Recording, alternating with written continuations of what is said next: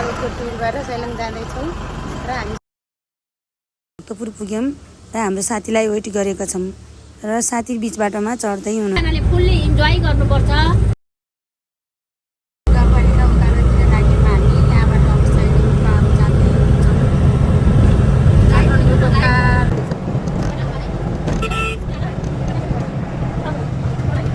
खाजा खाने ठाउँमा यता म्यामहरू हुनुहुन्छ। रेडी हुँदैछ। हामीले चाहिँ आलु उसिनेर घरैबाट लिएर आएको थियौँ। अहिले चाहिँ यहाँ बनाउँदै हुनुहुन्छ, खाना तयार पार्दै हुनुहुन्छ। उता चाहिँ हाम्रो सरले चाहिँ पानी बाँड्ने काम गर्दै हुनुहुन्छ। आजको दाइ चाहिँ मेन हिरो हुनुहुन्छ। अनि त्यसपछि यता म्यामहरू चाहिँ खाँदै हुनुहुन्छ। के भन्नुभएको म्याम? यसमा चाहिँ सखर, ज्वानो, हजुर, अनि अर्को के अरे ग्रिन टी, हजुर, नो ग्रिन टी, रोजमेरी, अम्बाको पात, अनि त्यसपछि सिनामन भने के हो? सिन्कौली, अनि त्यसपछि अर्ग्यानिक चिया रहेछ यो। एकदम अर्ग्यानिक, मान्छे पनि अर्ग्यानिक। यसरी आएको रमाइलो कति हुन्छ ल। मेथी हेर्नु त यहाँ अनि अरू यहाँ सेल मेरो मेहनत भन्नु न पहिला। यो धन्यवाद म्यामलाई, हाम्रो रन्जु म्यामलाई स्पेसल्ली। यहाँ हेर्नु हामी कहिलेकाहीँ जिन्दगीमा यस्तो गर्नु, कति काठमाडौँमा काम मात्रै गर्ने। काठमाडौँको पोल्युसनले चाहिँ एकदम यहाँ इरिटेट भएर चाहिँ हामी गाउँतिरको टुरमा आएको छौँ। यो चाहिँ हाम्रो गोइयालको अचार हो। धेरै धेरै धन्यवाद। यहाँ रन्जु म्यामलाई धेरै धेरै धन्यवाद।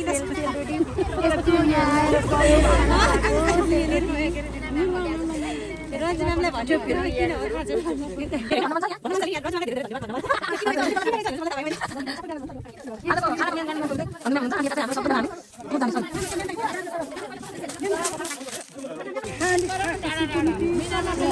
हाम्रो यता यता सेल चाहिँ ल्याउने मेन मान्छे उहाँ हुनुहुन्छ, उहाँ म्याम हुनुहुन्छ।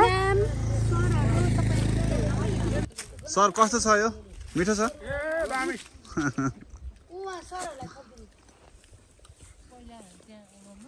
यो दही, यो लोकल भैँसीको दही हो अरे।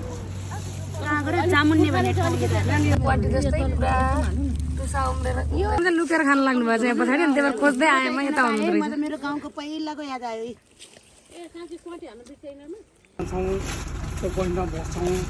अनि भ्याए पनि बिहान आज नै माथि चढ्ने, बिहानमै भोजन 4 बजे उठेर। यसै गरी हामी मुडे बजार पुगिसकेपछि सबैजना रमाइलो गर्दै गर्दै हामी सैलुङतर्फ लागिसकेका छौँ।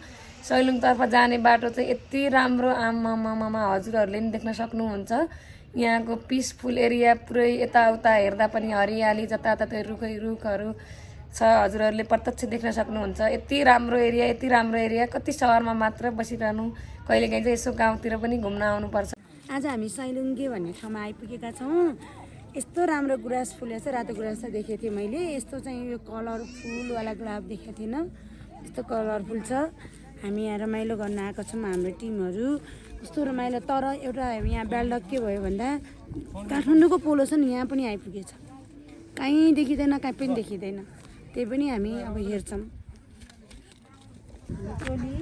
भ्युज हेर्नको लागि चाहिँ तुवालो लागेर खासै राम्रो देखाएको छैन। काठमाडौँमा मङ्सिर पुसको माघको महिनाको चिसो भन्दा पनि जाडो भएको छ। यो चाहिँ हाम्रो गुराँस, राष्ट्रिय फुल लाली गुराँस हो। त्यसको पनि विभिन्न प्रकारको हुन्छ। यसमा चाहिँ हाम्रो पिङ्क कलरको छ, अनि यतापट्टि चाहिँ व्हाइट कलरको पनि छ।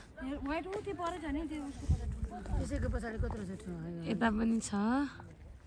यो चाहिँ सैलुङबाट हामीले सनसेट देखिरहेको छ, कति राम्रोसँग भएको। आजको बास चाहिँ हामी कालापानीमा बसेका छौँ। यहाँ चाहिँ एकदम जाडो हुने भएकाले चाहिँ हामीले चाहिँ क्याम्प फायर गरेका छौँ। सँगसँगै हामीले रमाइलो पनि गरिरहेका छौँ। यता सबै सर म्यामहरू दिनभरिको थकान भए तापनि नाच्दै रमाइलो गर्दै हुनुहुन्छ र हामी पनि देउडा गीतमा नाच्दैछ र रमाइलो गर्दैछौँ र यसरी नै हाम्रो पहिलो दिनको अन्त्य हुन्छ। मर्निङ एभ्रिवान, एकदमै राम्रो। Have a great day. हामी मिनी ग्रेट वालमा जाँदैछौँ। हेलो, हजुरहरूलाई कस्तो लाग्यो सैलुङ? एकदम रमाइलो। हामी चाहिँ ग्रेट वालमा पुगिसकेका छौँ। म्यामहरू सबैजना उता हुनुहुन्छ, हेर्दै हुनुहुन्छ। नेपालको लागि चाहिँ चाइना ग्रेट वाल, यो नेपालको ग्रेट वाल, नेपालको फर्स्ट ग्रेट वाल।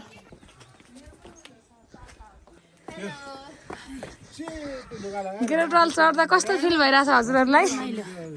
यस्तो हाम्रो आन्तरिक पर्यटन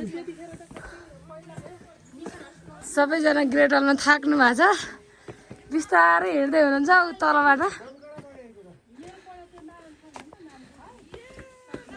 म्याम थाक्नु भएन ग्रेट हल हिँड्दा हिँड्दा इन्जोय गरिरहेछौँ थाक्ने कुरै छैन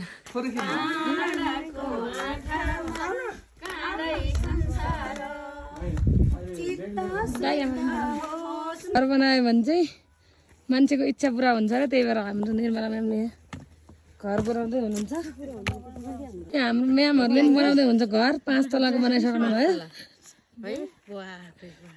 उकालो चढेर आएको कति राम्रो फुलहरू फुल्दैछन् पानी परेको भए झन् रातै हुन्थ्यो रे तर अलिअलि भए पनि हामी देख्न पायौँ एकदम राम्रो भयो आज हामी हिँड्न पायौँ कति नघुम्ने हो र आफ्नो आफ्नो देश यस्तो राम्रो राम्रो पनि रहेछ खुसी लाग्यो हजुर अहिले कता हुनुहुन्छ म अहिले यो सैलुङमा छु यो सैलुङको तिमीले यस्तो भन्यौ कि 108वटा थुङ्गा छ अरे यहाँ त्यो चाहिँ खुसी लाग्यो मलाई 108वटा यस्तो नेचरले बनाएको रहेछ थुङ्गा थुङ्गा थुङ्गा एकदम राम्रो लाग्यो ल हामीले बुकमा पढे अनुसार सूर्य पर्वत महाभारत श्रृङ्खला भनेर पढेको थियौँ महाभारत श्रृङ्खलाको सबभन्दा उच्च श्रृङ्खलामा हामी छौँ र यहाँ डिफरेन्ट सिनहरू छ ल यस्तो ए अस्मिता उता लड्ला है फेरि हजुरहरूले देख्न सक्नुहुन्छ यो सानो सानो थुम्काहरू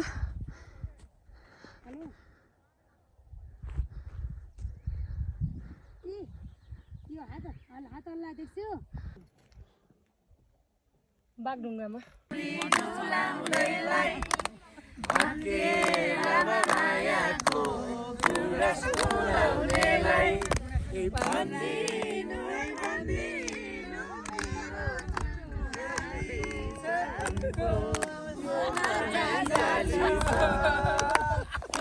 चाहिँ चौरी छ हाम्रो सैलुङमा त्यही भएर चाहिँ माथि सैलुङमा चौरी डुलाउने भनेर भनेर रहेछ हाम्रो म्याम चाहिँ हेर्दै हुनुहुन्छ चौरी देखेर डराएर टाढा बस्नु भएको छ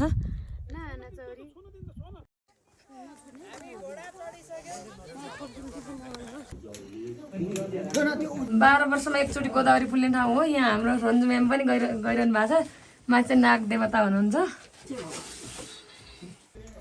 अब चाहिँ हामी सैलुङको धर्म गुफामा पार गर्न गइरहेका छौँ यो गुफामा चाहिँ धर्मी मान्छेहरूले मात्र पार गर्न सक्ने भन्ने किम्वदन्ती भनाइ छ त्यसै गरी हाम्रो सबैजना सर म्यामहरूले चाहिँ पालो हामीले यो गुफामा पार गरेका छौँ हेलो म्यामले भगवानको कृपाले भनेर 2 चोटि छिर्नु भएको अब 3 चोटि पुर्याउन रान्जु सैलुङेश्वर महादेव की हामी चाहिँ सैलुङेश्वर महादेवको दर्शन गरेर फर्किसकेका छौँ अब हामी जङ्गलबाट गुफा सुफा छिरेर सब ठाउँमा छिरेर हामी अहिले आउँदैछौँ फर्किँदै छु र यो बाटो यति शीतल छ कि आजको टुर एकदम राम्रो भएको छ यो हाम्रो 2 दिनको सहरको एसी भन्दा 1000 गुणा राम्रो यहाँको बाटोको शीतलता छ यहाँको वातावरण यहाँको अब डाँडाकाँडा यो चाहिँ सबभन्दा बेस्ट अति उत्तम यही भएर हामी सकेसम्म चाहिँ यस्तो ठाउँमा चाहिँ घुमाउनु हुन्न आउने चान्स हाइकिङमा चाहिँ हिँड्नुपर्छ घुम्न जानुपर्ने छ अहिले म यही सोचेको थियौँ कि किन आयो होला भन्ने यही कुरा चाहिँ अहिले म व्यक्त गर्न चाहन्छु अहिले चाहिँ साह्रै रमाइलो लाग्यो हजुरहरूलाई गुफा छ गुफा भित्र छिरेर पर्सन जस्तो च्यालेन्ज गरेको थियो हामी त्यस्तै चाहिएकै ठाउँमा आइपुगेका छौँ हामी चाहिँ स्टार एकाडेमीको पिसिएल नर्सिङ फर्स्ट इयरको कोर्डिनेटर निर्मला कलाल म्याम हुनुहुन्छ त्यसै गरी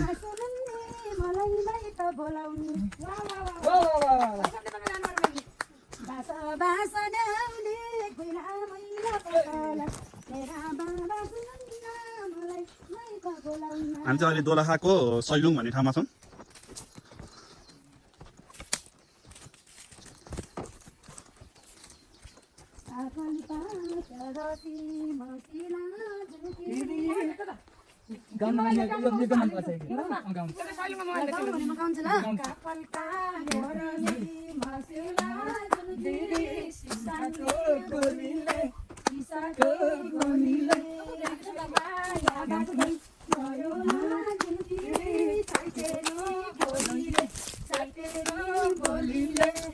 नेपालगञ्ज सहरमा पानीको ल्याउटिनमा पानीको ल्याउटिनमा यहाँ झऱ्यो भने त फेरि तलै पुगिन्छ झर्नु चाहिँ भएन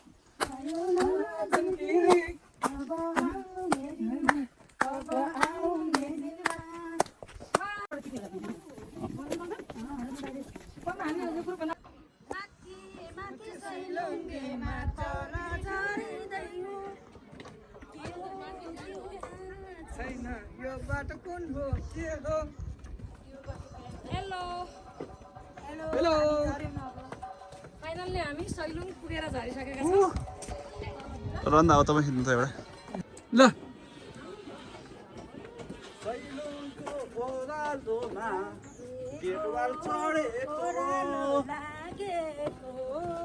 हिँड्दा हिँड्दै आज हो थाकेको हामीले जिकेमा पढे अनुसार महाभारत पर्वत श्रृङ्खलाको सबैभन्दा उच्च स्थान सैलुङ रहेछ सैलुङबाट चाहिँ यति राम्रो दृश्य देखिन्छ उतापट्टि ध्रोलबालिङ हिम श्रृङ्खलाको पुरै हिमालहरूदेखि लिएर सबै कुराहरू देखिन्छ तर आज चाहिँ एउटा ब्याड लक चाहिँ के भयो भन्दाखेरि पुरै तुवालो लागेर चाहिँ यताको दृश्य खासै राम्रो देखेको छैन अनि यहाँको चाहिँ 108वटा थुम्का सबै थुम्कामा चाहिँ देवताको बास छ अरे अनि भीमसेनको तरबार बाघ ढुङ्गादेखि लिएर त्यहाँ भएको बुद्धको पाइला अनि धर्मगुफा महादेवको गुफा सबै कुराहरू चाहिँ हामीले प्रत्यक्ष देख्न पायौँ यसका लागि चाहिँ हामी एकदम खुसी छौँ यसै गरी चाहिँ हामी सबैजना ग्रुपहरू मिलेर सँगै रमाइलो गऱ्यौँ सँगै टिकटकहरू बनायौँ सबैजना सर म्यामहरूले रमाइलो गर्नुभयो हामी सबै एकै ठाउँमा जम्मा भएर टिकटक बनायौँ यताउताको भ्युज हेरिसकेपछि हामी सबैजना एक ठाउँमा जम्मा भएर लास्टमा चाहिँ हामी घर फर्क्यौँ